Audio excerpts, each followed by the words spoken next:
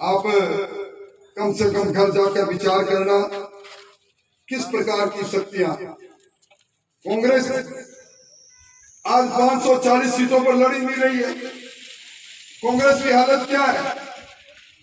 आज कांग्रेस के बड़े बड़े नेता टिकट छोड़कर भाग रहे हैं। आपने अखबार में पढ़ा होगा, राजसमंद में टिकट दी, उम्मीदवार ने कहा विदेश में बैठा हूं, क्यों टिकट दी, टिकट अपनी वापिस लो। जयपुर में टिकट दी, सुशील शर्मा जी टिकट लेके नेताओं के घर पहुंच गए, ये टिकट अपने पास रखो। खतरेवास जी को टिकट दी, वो कह रहे हैं कि अब भारतीय जनता पार्टी मजबूत है।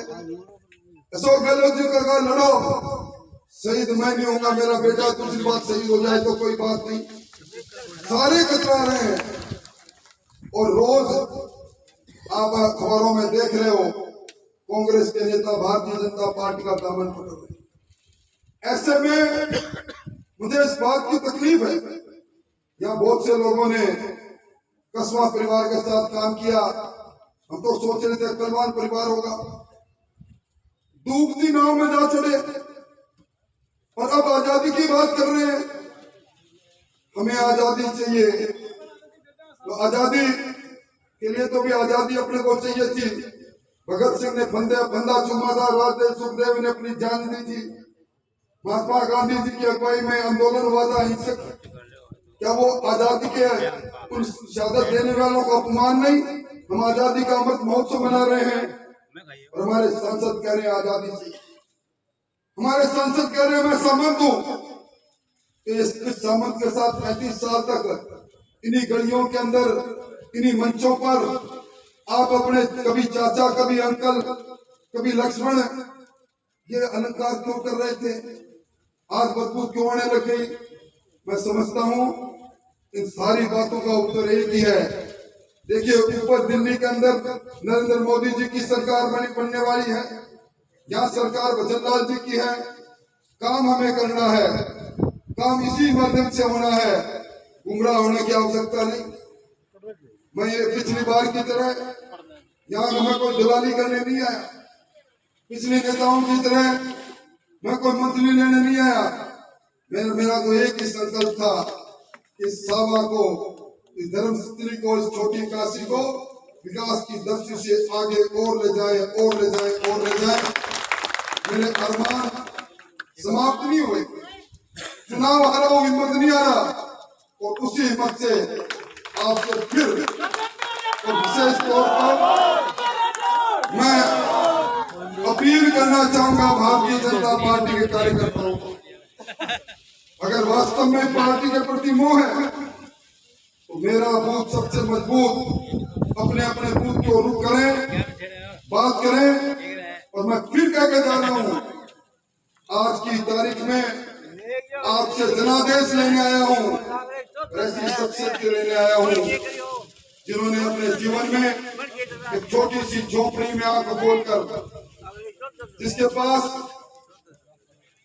अपने बचपन के अंदर छात्रवृत्ति के अलावा पैसा नहीं था पढ़ने का, जिसने बचपन में लकड़ी फेंकते, भाला फेंकते फेंकते दुनिया में इस देश का नाम किया, ऐसे धनदत्त झाझड़िया के माध्यम से आप हमारे सबसे महबूब नेता, दुनिया के लोकप्रिय नेता नरेंद्र मोदी जी को हाथ मजबूत करें।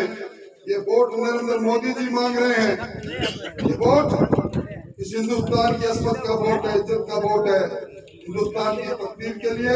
और आप में जितने लोग बैठे हैं, किसी न किसी लाभार्थी योजना से सबके घर में लाभ हुआ है। इस लाभार्थी योजना में गरीब का कल्याण हुआ है, गरीब का जीवन स्तर ऊंचा हुआ है। छोटी छोटी बातें, घर में शौचालय हो, कितनी छोटी बात थी, जनधन का खाता खुले, कितनी छोटी बात थी। इन छोटी छोटी बातों से जिन्होंने जीवन बदल दिया, नौजवान का जीवन बदल दिया। और ये सरकार, भजनलाल जी की सरकार ने जिन लोगों ने नौजवानों के अरमानों को तोड़ा था, पेपरों को लूटा था, नौकरी लूटी थी, उनको जेल में भेजने का काम किया। हमारे इस इलाके में शेखावाटी में यमुना का पानी आए, 30 साल पहले भैरव सिंह जी ने समझौता किया, हरियाणा ने माना नहीं, और भजनलाल जी की सरकार ने उसको बनवा दिया। ईआरसीपी की बात बनवा दी, पेट्रोल डीजल के दाम कम कर दिए, 450 में सिलेंडर मिलना चालू हो गया।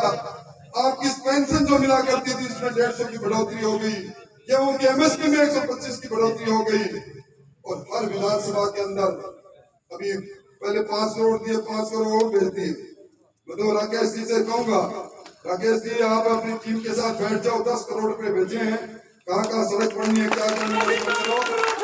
आप सब लोगों से एक बात जरूर कहूंगा कि आपको इन्होंने कहा, राकेश जी ने हाथ खड़े करने का, अपने हाथ खड़े कर दिए। देखो भी सामने गुरुद्वारा, मंदिर की धरती, सांझ का समय, अपने हाथ खड़े नहीं करें। मैं तो उनसे निवेदन करूंगा, चाहे जो कई बार जो पिछले चुनाव में किसी तरह की गफलत रहेगी हो, अगर मेरी बात से सहमति हो, हम नरेंद्र मोदी के दूत पड़ेंगे, देवेंद्र झाझड़िया पड़ेंगे, तो दोनों हाथ खड़े करके मेरे को विश्वास दिलाओ, दोनों हाथ खड़े करके। तो रघुकुल रीत सदा चली आए, प्राण जाए पर आपके सेवा के वचन से मैं बंध रहा हूँ, आपकी सेवा के वचन से मैं बंध रहा हूँ। पुरानी बातों को भूल के जा रहा हूँ, सभा के अंदर नया इतिहास बना दो, आपका एक काम बाकी नहीं रहेगा। इन शब्दों के साथ बहुत बहुत